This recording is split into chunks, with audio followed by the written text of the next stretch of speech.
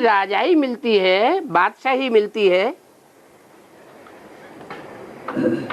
तो तुम बच्चों को चिंता करनी चाहिए कि हम इतने कपड़े इकट्ठे कर लें, इतनी जोड़ी जूतियां इकट्ठी कर लें, इतने पैसे इकट्ठे कर लें। ये चिंता रहनी चाहिए। क्यों?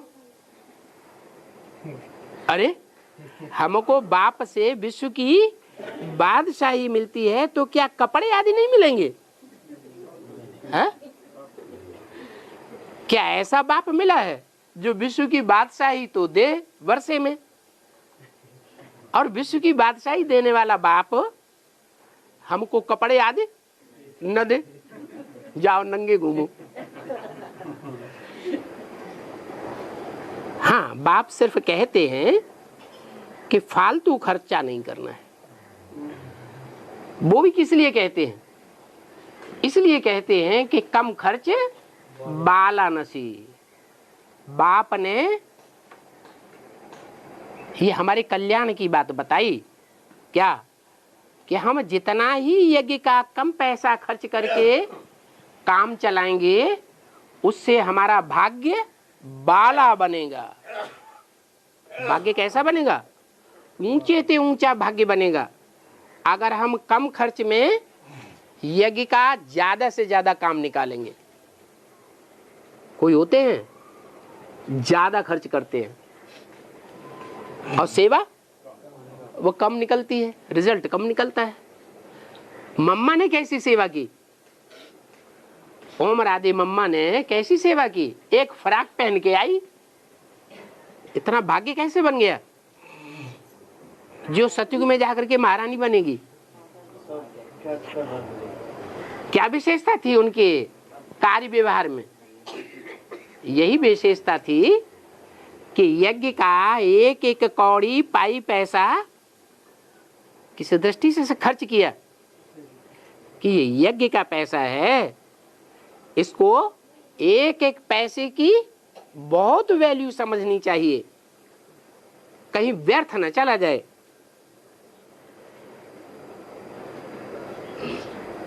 क्योंकि जो भी पैसा यज्ञ में आता है उसमें बहुत पैसा कुछ ऐसा होता है जो माताएं, अबलाएं बड़ी मुश्किल से पैसा निकाल करके यज्ञ में अर्पण करती है। क्या? एक एक पैसा निकाल करके माताएं यज्ञ में बड़ी भावना से देती हैं, मदद करती हैं। और किस लिए मदद करती हैं? वो पैसा फालतू कुछ बातों में खर्च कर दिया जाए है? वो चाहती हैं हमारा एक एक पैसा भी जो है यज्ञ में आया हुआ वो बहुत बड़ा काम करके दिखावे। क्योंकि अबलाएं मदद करती हैं ना स्थापना, स्वर्ग स्थापना के कार्य में, उनके पैसे फिर यूं ही बर्बाद नहीं करना चाहिए। क्यों ही? यूं ही माने कैसे? कि उन्होंने जो पैसे दिए हैं वो श्रीमत के बरखिलाफ काम में न चले जाएं। जैसे श्रीमत है कि तुम बच्चों को महलमाड़ियां अटारियां प्रॉपर्टी नहीं बनानी है अपने नाम से।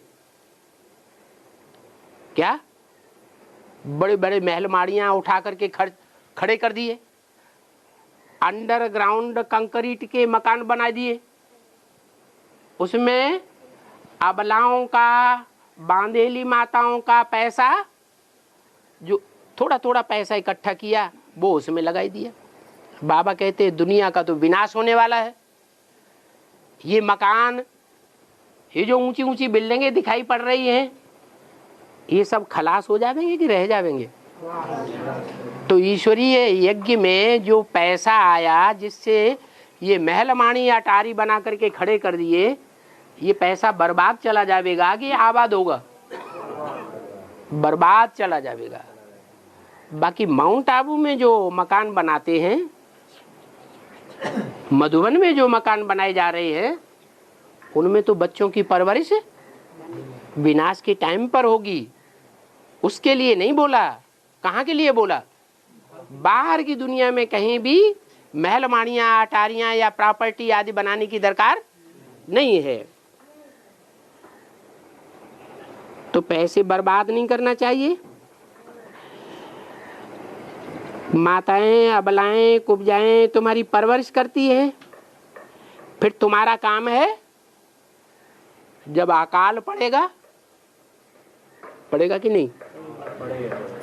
तो जिन कन्याओं माताओं ने तुम्हारी परवरिश की है, तुम्हारी परवरिश में पैसा लगाया ना कि हमारी बहनें भूखी न रहें, हैं, नंगी न रहें, हैं, जो बरसात अरसात पड़ती है उसमें कहीं रात में जागना न पड़े, मकान टपकता रहे,